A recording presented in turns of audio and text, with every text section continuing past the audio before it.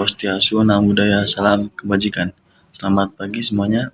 Kami dari kelompok 6 mata kuliah Konstitusi dan HAM yang beranggotakan Rian Andri Wibowo, Ahmad Aldisah, Andika Simanjuntak, Arya Gania, dan Farah Flayani akan mempresentasikan hasil kinerja kelompok kami.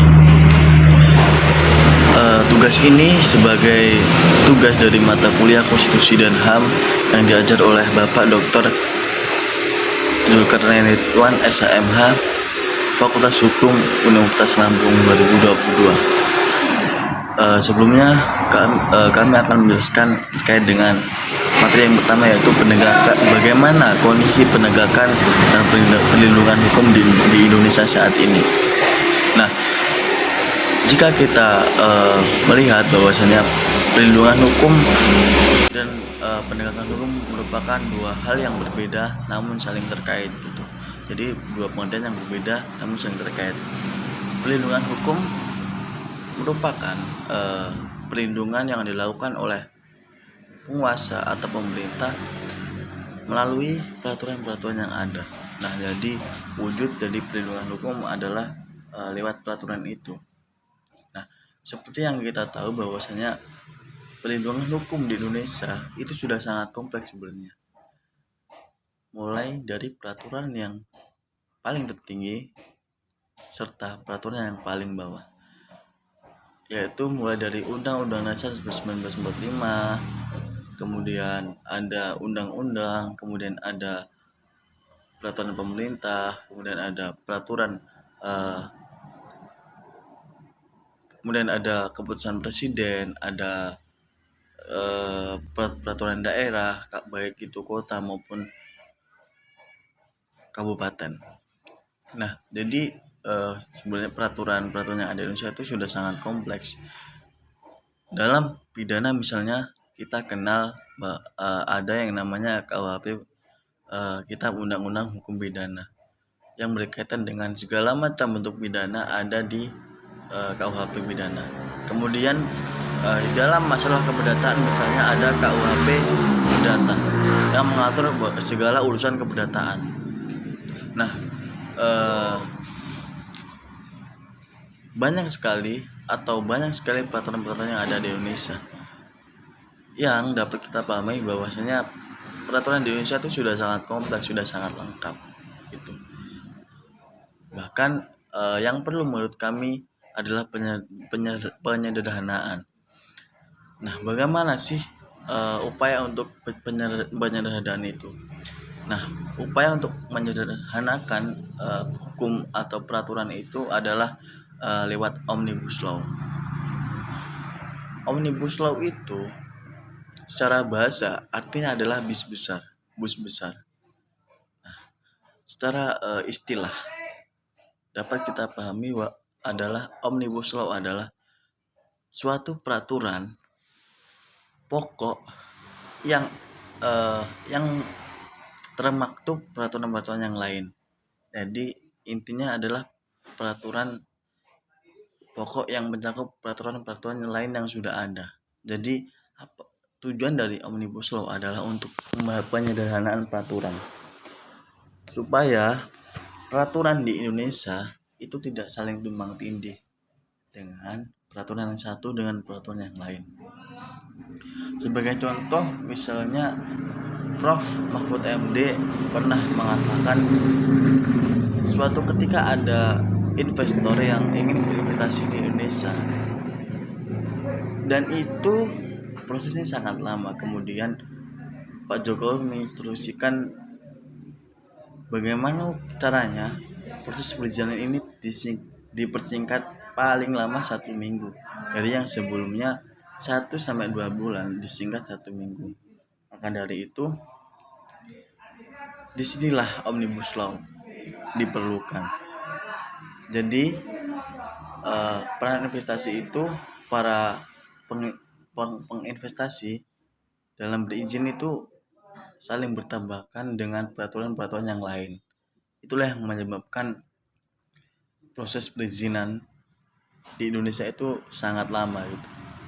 Itu baru satu contoh, belum yang lain. Jadi intinya perlindungan di Indonesia itu sudah sangat kompleks, sudah sangat lengkap. Namun perlu adanya penyederhanaan peraturan. Artinya peraturan yang tujuan dari penyederhanaan lewat Omnibus Law adalah sebagai bentuk untuk menghindari tumpang tindih antara peraturan yang satu dengan peraturan yang lain. Kemudian yang kedua adalah penegakan hukum di Indonesia. Bagaimana proses penegakan hukum di Indonesia saat ini? Seperti yang kita tahu, bukan menjadi rahasia lagi ya. Penegakan hukum merupakan suatu bagaimana upaya hukum itu ditegakkan dengan menjalankan norma-norma yang ada di lingkungan masyarakat. Jadi aparat penegak hukum kita itu seperti sudah kehilangan moralitas. Bagaimana caranya untuk mewujudkan suatu keadilan? Hal tersebut dapat kita lihat dari banyaknya aparat penegak hukum kita yang terpidana atau terkena kasus pidana, yaitu korupsi. Jadi dapat kita katakan bahwasanya roh daripada hukum dan keadilan itu sudah hilang dengan adanya penyakit tersebut. Nah, penyakit artinya lamanya hukum di Indonesia itu adalah salah satunya faktor korupsi. Dan jadi para penegak hukum kita seperti sudah kehilangan moralitas bagaimana untuk mewujudkan keadilan bagi seluruh rakyat Indonesia. Seperti ibaratnya bahwasanya hukum di Indonesia adalah tajam ke bawah tumpul ke atas, yang mana bila ada uang, orang-orang yang ada di atas itu pasti dengan mudah atau mencari upaya bagaimana ketika orang-orang yang sedang berada di atas terkena hukum lepas dari jeratan hukum. Berbeda dengan orang-orang kecil, orang-orang bawah yang terkena kasus hukum, misalkan nenek mencuri singkong, nenek mencuri kayu bakar, berapa biji? Coba bayangkan dari PT yang ada seperti yang ada di Jawa, lupa. Jadi dapat diistilahkan bahwasanya hukum di Indonesia saat ini itu bukan untuk mencari keadilan, bukan untuk bagaimana mewujudkan keadilan tanpa memandang si kaya dengan si miskin. Tapi hukum di Indonesia digunakan untuk melanggengkan, untuk mengatur kekuasaan oleh penguasa negara. Jadi itulah kondisi perlindungan dan penegakan hukum di Indonesia saat ini.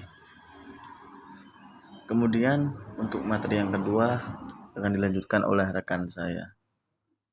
Nomor 2, contoh pelanggaran konstitusi merupakan salah satu bentuk pelanggaran terhadap konstitusi yang merupakan dasar hukum tertinggi di negeri ini. Konstitusi merupakan bentuk dasar negara yang menjadi dasar dalam setiap pengambilan keputusan. Setiap pengambilan keputusan atau kebijakan yang dirumuskan oleh pemerintah tidak boleh bertentangan dengan konstitusi. Sebab secara nyata bahwa konstitusi menjadi bagian penting dalam sejarah lahirnya bangsa ini. Berikut beberapa contoh kasus pelanggaran konstitusi di Indonesia. Yang pertama adalah penyimpangan ideologis. Dalam hal ini telah tertuang secara jelas bahwa ideologi yang bangsa Indonesia anut adalah ideologi Pancasila. Sebab ideologi Pancasila merupakan ideologi yang berasal dari nilai-nilai leluhur bangsa serta telah tertanam dan nilainya sesuai dengan akar kehidupan bangsa Indonesia. Maka jika terdapat tindakan atau upaya untuk mengganti ideologi ini, maka hal ini termasuk ke dalam kategori contoh pelanggaran konstitusi. Sebagaimana dalam sejarah bangsa, adanya gerakan G30 SPKI yang merupakan upaya dalam mengganti ideologi Pancasila dengan ideologi komunis. Tentunya hal ini bertentangan dengan konstitusi, serta yang paling terbaru adalah adanya gerakan-gerakan radikal yang berupaya mengganti ideologi negara. Maka tentu saja pemerintah harus berlaku dan bertindak tegas dalam menindak oknum-oknum ini. Sebab hal ini dapat menimbulkan kegaduhan serta juga merupakan upaya yang melanggar hukum. Nomor 2, penyimpangan kekuasaan. Di dalam konstitusi telah secara jelas terdapat pembagian kekuasaan antara badan legislatif, eksekutif, dan yudikatif. Adanya pembagian kekuasaan ini akan memberikan batasan kepada setiap kelompok sehingga tidak ada tumpang tindih serta kekuasaan teramat besar kepada satu badan. Namun, pada masa pemerintahan Presiden Soekarno, yang terjadi adalah Presiden memegang kekuasaan yang terlampau besar. Bahkan pada masa itu, Presiden dapat membubarkan DPR. Tentu saja hal ini merupakan sebuah penyimpangan dan bentuk pelanggaran konstitusi. Secara jelas bahwa Presiden dalam hal ini hanya memegang kekuasaan eksekutif. Dalam tatanannya juga bahwa DPR berada di atas Presiden sebagai lembaga tertinggi yang mewakili rakyat. Oleh sebab itu, maka tentu saja hal ini jelas melanggar konstitusi. Tentu saja hal ini merupakan sebuah penyimpangan dan bentuk pelanggaran konstitusi. Secara jelas bahwa Presiden dalam hal ini hanya memegang kekuasaan eksekutif. Dalam tatanannya juga bahwa DPR berada di atas Presiden sebagai lembaga tertinggi yang mewakili rakyat. Oleh sebab itu, maka tentu saja hal ini jelas melanggar konstitusi. Yang ketiga, Presiden menjabat seumur hidup. Jika Anda mengingat kembali saat pemerintahan Presiden Soekarno, dapat kebijakan di mana Presiden saat itu dapat memangku jabatan seumur hidup. Tentu saja hal ini sangat bertentangan dengan Undang-Undang Dasar 1945, di mana dalam undang-undang telah secara jelas tertuang bahwa masa jabatan Presiden hanyalah 5 tahun. Setelah itu pun pada masa kepemimpinan Presiden Soeharto, beliau memangku jabatan selama hampir 32 tahun. Tentu saja hal ini menyalahi konstitusi seperti contoh kasus pelanggaran.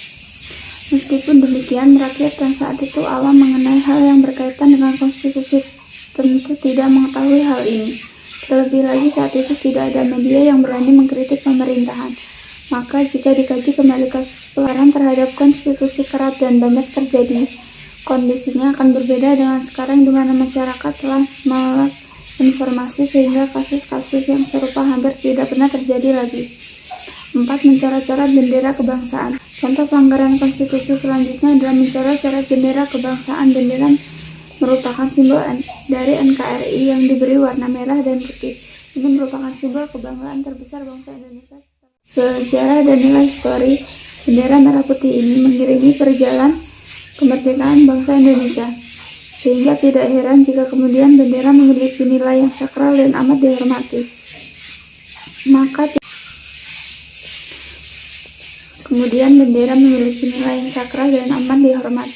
Maka tindakan seperti mencoret bendera termasuk ke dalam salah satu contoh pelanggaran terhadap konstitusi. Sebab secara jelas telah ditetapkan bahwa bendera dan lambang negara serta bahasa diatur dalam pasal 36-36 Undang-Undang Dasar 1945. Maka segala bentuk perbuatan yang dikategorikan melecehkan keberadaan bendera negara adalah merupakan bentuk pelanggaran konstitusi. Sehingga tidak dipungkiri lagi perbuatan ini dapat dikategorikan dalam pelanggaran hukum yang kemudian dapat berujung pada tindak pidana yang akan dikenai sanksi seperti pada contoh kasus sengketa perdata internasional konstitusi.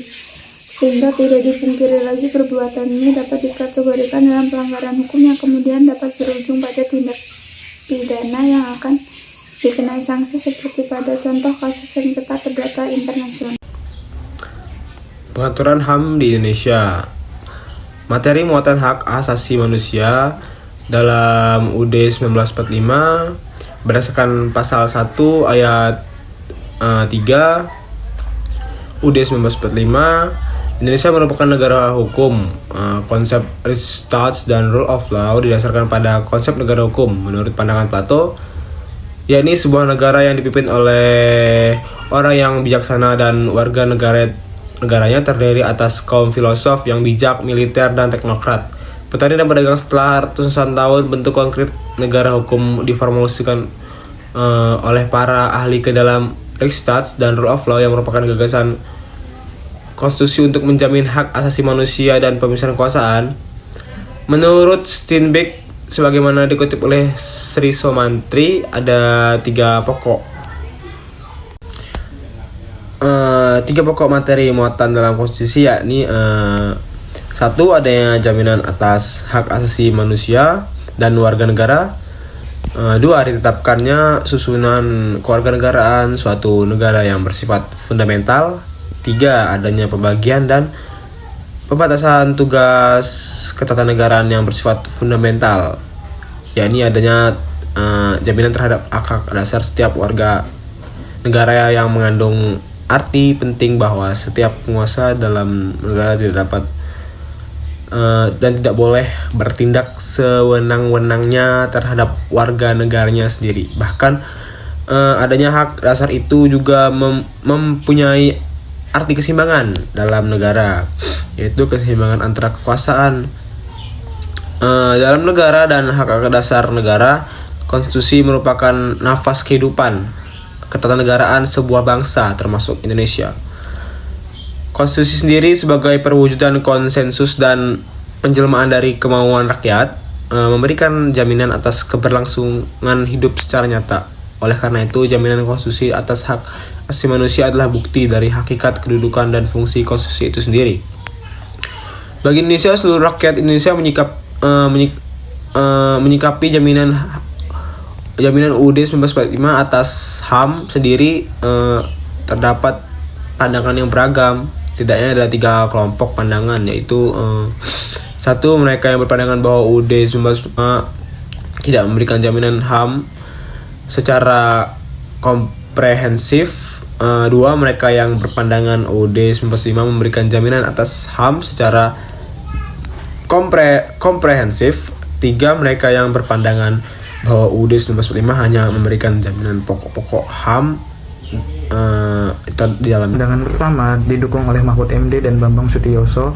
Hal ini didasarkan bahwa istilah hak asasi manusia tidak ditemukan secara eksplisit di dalam pembukaan batang tubuh maupun penjelasannya. Menurut Sutioso, di dalam UUD 1945 hanya ditemukan pencantuman dengan tegas berkaitan hak dan kewajiban warga negara dan hak-hak DPR. Menurut Mahfud MD, tidak sedikit orang yang berpendapat bahwa UUD 1945 itu sebenarnya tidak banyak menunjukkan pada hak asasi manusia.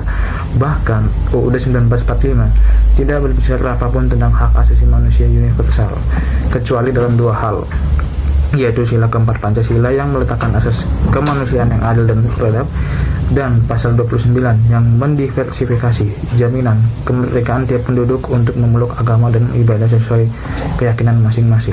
Perumusan hak-hak asasi manusia dan kebebasan-kebebasan hak asasi manusia dalam UUD 1945 belum tersusun secara sistematis. Oleh sebab itu, nilai-nilai hukum dari hak-hak asasi manusia itu tidak mendapat atensi. Akan tetapi, ketersusunan UUD 1945 merupakan inti dasar kenegaraan yang dapat dirumuskan sebagai hasil negosiasi antara pemimpin semua sosial yang diadakan pada akhir kekuasaan Jepang di Indonesia. Jaminan perlindungan atas hak asasi manusia yang terdapat dalam UUD 1945 diantaranya adalah sebagai berikut. 1. Hak atas kesamaan kedudukan dalam hukum dan pemerintahan, yaitu pasal 27 ayat 1. Kedua, hak atas pekerjaan dan penghidupan yang layak, pasal 27 ayat 2. Ketiga, hak berserikat dan berkumpul, mengeluarkan pendapat dengan lisan dan tulisan, pasal 28. Keempat, hak memeluk dan beribadah sesuai dengan agama masing-masing, pasal 29 ayat 2. Kelima, hak dalam usaha pembelaan negara, pasal 30. Keenam, hak mendapatkan pengajaran atau pendidikan, pasal 31. Ketujuh, hak menikmati dan mengembangkan kebudayaan nasional dan lokal, pasal 32. Ke-8, hak di bidang ekonomi, pasal 33. 9, hak fakir miskin dan anak telantar dipelihara oleh negara, pasal 34. Demikian yang dapat kami sampaikan. Kami mohon maaf bila ada salah kata. Kami akhiri. Wassalamualaikum warahmatullahi wabarakatuh.